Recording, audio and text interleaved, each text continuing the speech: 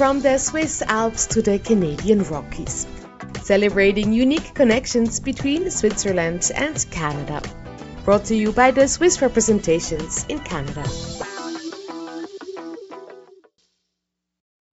Welcome to the Consulate General of Switzerland in Vancouver.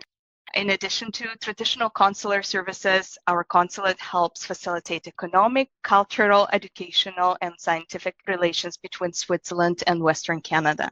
My name is Tamara Shtanova, and I'm the Science and Technology Officer at the Swiss Consulate in Vancouver. In today's edition of the Alps to the Rockies podcast, I have the pleasure to talk to Jessica Droujko, the founder and CEO of Riverkin, the company that's making waves in water conservation in Switzerland, in Canada, and beyond. Riverkin is the Zurich-based cleantech startup that builds and deploys water quality sensors. Thank you for finding time to speak with me today, Jessica. Thanks for having me, Tamara. It's very nice to have this bridge between Switzerland and Canada. Congratulations on securing funding the InnoBooster program and then being recognized as one of the 4 startups in Switzerland in the Mass Challenge. Thank you. The last 3 weeks have been really a whirlwind, and now we really have to grow our team. That's wonderful. You have a team of 2 right now, right? Yeah, we're only 2, and we have 2 interns, but we are also very bad at managing the interns and giving them work because we're only 2 people. Right now, I was just today actually sending interviews, interview slots for a lead engineering position. So we're going to expand very quickly, I hope.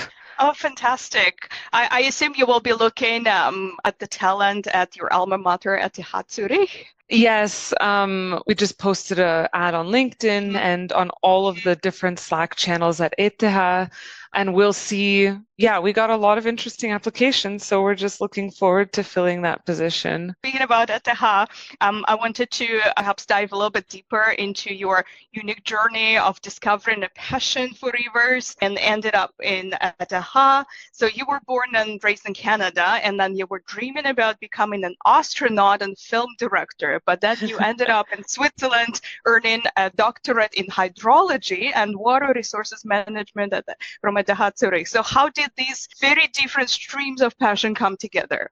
Yeah, when you say it like that, it seems like they're not connected, but they are very, it's all always connected. I was born in Niagara Falls. I guess your listeners are in Canada, so all of these places they will know. Most of the time when I tell people in Switzerland, many people don't know the location, or I have to pronounce it as Niagara.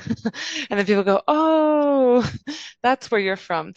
I was born along the Niagara River, but I actually grew up kayaking my whole life on the Ottawa River, which is the river that runs through Ottawa and Gatineau. And where the rivers confluence, that's in Montreal. And that's where I did my bachelor's at McGill. So my life has always been on the water. And then I moved to Switzerland after I did my bachelor's at McGill to do my master's here in Switzerland in combustion engineering. And that was still on the astronaut side of things.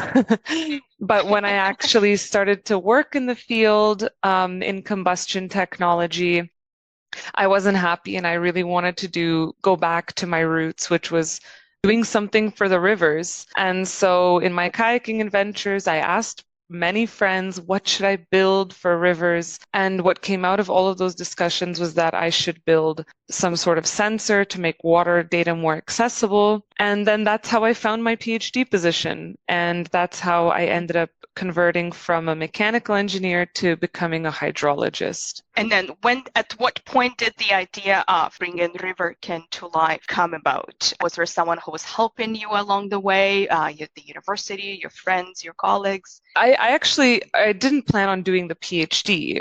Because many of my friends, they said, if you want to help rivers, you should find a way to make water data more accessible. And immediately I thought of actually starting a startup.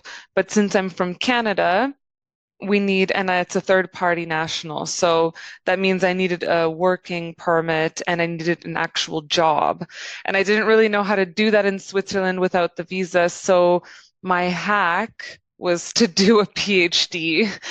And then when I finished the PhD, I kind of understood the startup ecosystem more. I ended up getting a grant from the university to continue to spin my tech out of ETH and into the market. And that, of course, came with a bit of funding and also a visa to stay. So that's really how I ended up. I mean, the thought was always there to do a startup. Then let's talk a little bit about Riverkin. What's the meaning behind its name? I was looking it up on the internet, and then guess what comes up first? Riverkin, the music artist. I don't know if you've seen that connection. Yeah, let's talk a little bit about the meaning behind its name, and then what kind of challenges is Riverkin trying to solve? Name Riverkin comes from two words. First, of course, river, and the next is kin. So like next of kin, kind of representing how we're all connected in the world, how rivers connect all of us, and how many of us have connections to rivers. And in Europe, every big major town was built along a river historically. So that's where the name Riverkin comes from. And what we do, so we, like I said, I built the sensor in my PhD.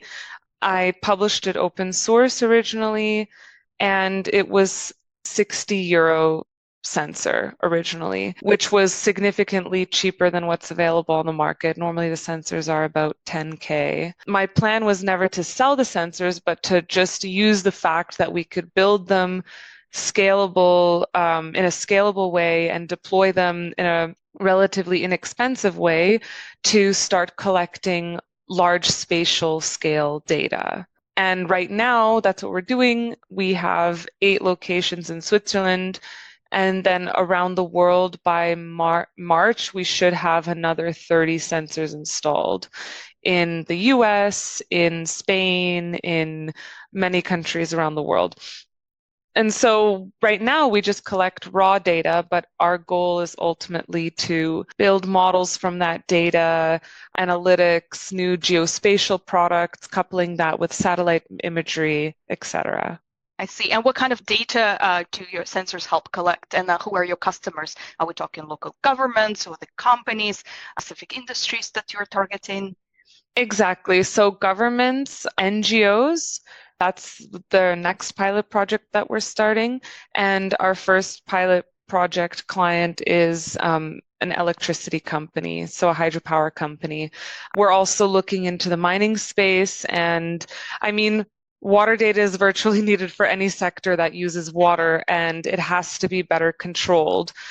And we have to protect our freshwater systems. So right now we're just trying to focus on which industries make the most sense and which industries excite us the most. And what we measure specifically is we measure the water level, which we aim to turn into the quantity of water, the water temperature, the water turbidity, so that's the clarity of the water, and the concentration of the fine mineral particles in the water. These sensors help the companies make informed decisions, and then ultimately how to deal with the risks like rising temperatures, right, to make sure that we're protecting our environment. Exactly. So now with increasing population growth and increasing climate change, we have much more agricultural erosion from all of the new agricultural fields we're creating, and also glacial erosion from climate change. And those sediments, they trickle down and they affect, they should be reaching the seas, they should be interacting with the landscape as they travel downstream, but just the way that we've built our world, where we have channelized rivers and we heavily use them, with the landscape the way it's changing now because of population and climate change, those sediments are starting to either affect industries or not move downstream the way we want them to. So that's just one example from one parameter that we measure, but it's also similar with temperature. And those are the types of decisions that companies need info in order to change the way that they're using water. I see. And then you mentioned that you have 8 locations right now, and then it will be a very fast expansion to 20. So far you've been doing everything on your own, building sensors, testing them, making sure they're waterproof, heading into the field on the kayak. So I assume it will be a little bit different, right? You will not be participating in all of the stages of the process by yourself. I think we will try to stay lean as possible for as long as possible, but so I will probably still be going into the field with my kayak, also because I think that's not something that I could teach someone quite easily. We will see. This is what we're still trying to figure out. Wonderful. Well, I see the quality control is definitely that's something that sets your company apart in the industry. Are there any other features that your sensors have that makes them especially unique? The sensors, specifically what I worked on in my PhD, is being able to measure the fine sediments. That was what my PhD was on, because I studied mostly geomorphology, which means, basically how the river is shaping the landscape and the landscape affects the river.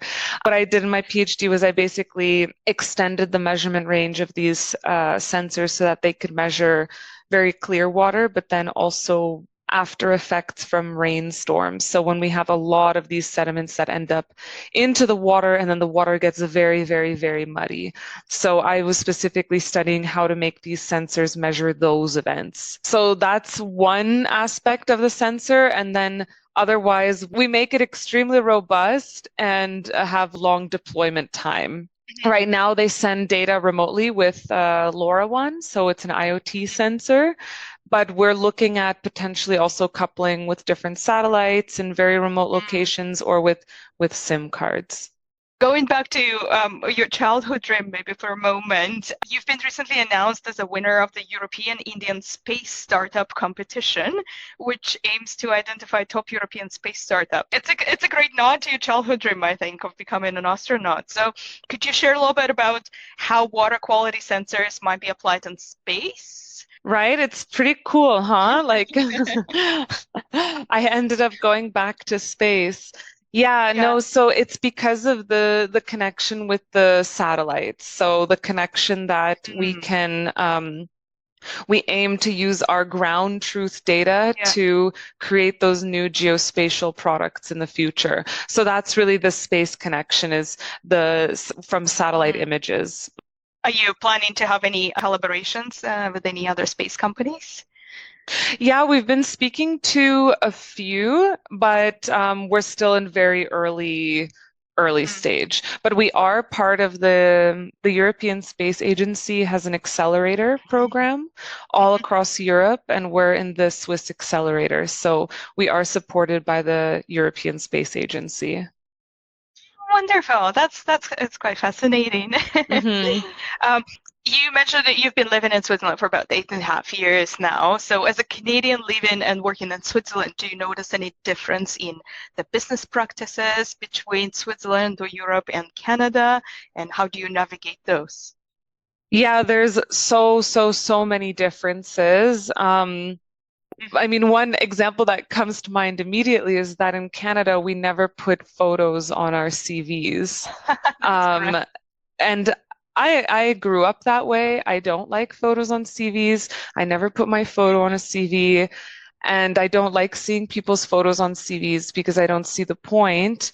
But in Switzerland, that's very standard. So, I mean, I'm completely integrated here. I speak I speak German, I speak French, but I try to keep some Canadian sense of myself here.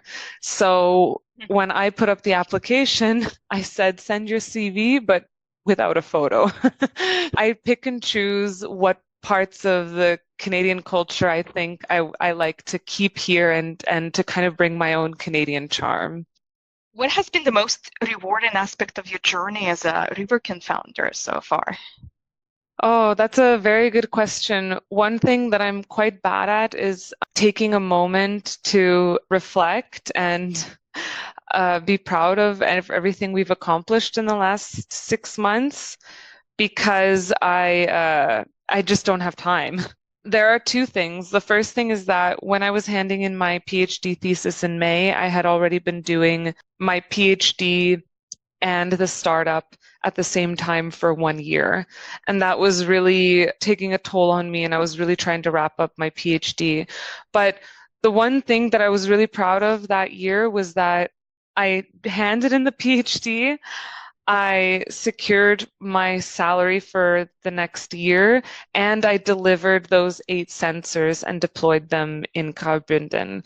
And looking back, there's a lot of things that happened, but those were the most important things that I think I accomplished. And it was just really rewarding because that kind of set me up for, I guess you could say, success in the sense of everything that everyone sees online, like winning this or winning that. But for me, what was really rewarding is we just released like a project, another pilot project to collaborate with a bunch of scientists around the world and NGOs. And so now a bunch of scientists are going to be deploying our sensors. But what really hit me was one of the people that is collaborating is a small NGO along the Futaleufú River in Patagonia. The Futa is a river in Patagonia in Chile, and I've been there twice. It's one of my favorite rivers in the world, and it's threatened with everything, with hydropower development, with a lot of different things. And the NGO reached out because they want to deploy one of my sensors along the river so that they can start a long-term monitoring campaign. And to me, that was kind of always the dream. So that was extremely rewarding. So NGOs seem to be becoming a very significant part of the Riverkin story, right? Yeah, I think it's a natural fit partnering with governments and with NGOs just because our goal is to make their job easier. So we make access to this type of data easier for them.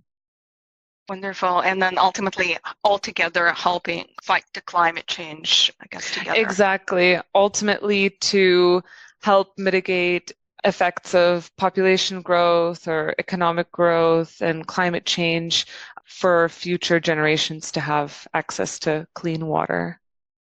Ending on a high note, as someone who has successfully commercialized the invention, and then we see such an amazing growth, rapid growth of Riverkin, what recommendation would you give to aspiring entrepreneurs in Switzerland, in Canada, and to our listeners all around the world in our podcast audience, someone who is looking to launch their own ventures?